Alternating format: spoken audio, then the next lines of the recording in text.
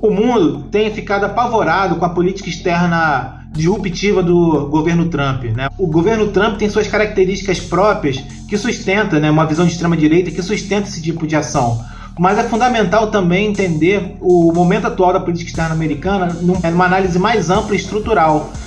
pensando justamente no processo acentuado de declínio relativo da hegemonia americana em meio a um contexto de transição da ordem internacional em que o sul global ganha cada vez mais projeção. Então, para além dessas características pontuais, personalísticas do governo Trump, é fundamental, né, principalmente a partir de uma perspectiva da economia política internacional, o modelo, por exemplo, dos ciclos de expansão, de acumulação, entender que os Estados Unidos estão no final de um ciclo, né, e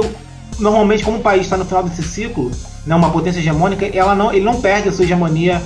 de forma espontânea e tende a usar todos os seus recursos para tentar sustentar essa posição. E, aparentemente, nesse momento, a maioria dos recursos de poder estratégico e estrutural dos Estados Unidos estão se esvaindo porque o centro da economia internacional tem caminhado cada vez mais para a China. Então, cada vez mais não sobra alternativas aos Estados Unidos do que tentar uma política mais assertiva, de hard power,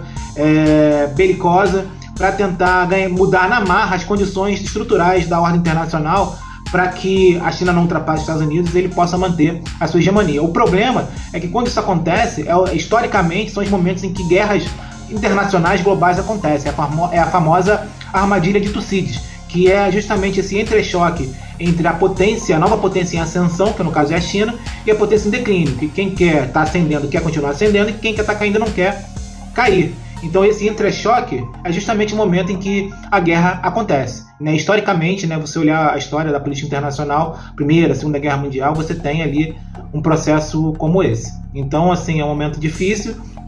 mas que é fundamental olhar para essa questão estrutural para ter uma compreensão mais ampla e concreta do fenômeno, do que entrar, né, em questões conjunturais e pontuais que fica muito preso às características malucas, né, disruptivas do Trump, como se fosse um fenômeno isolado, e não entender o contexto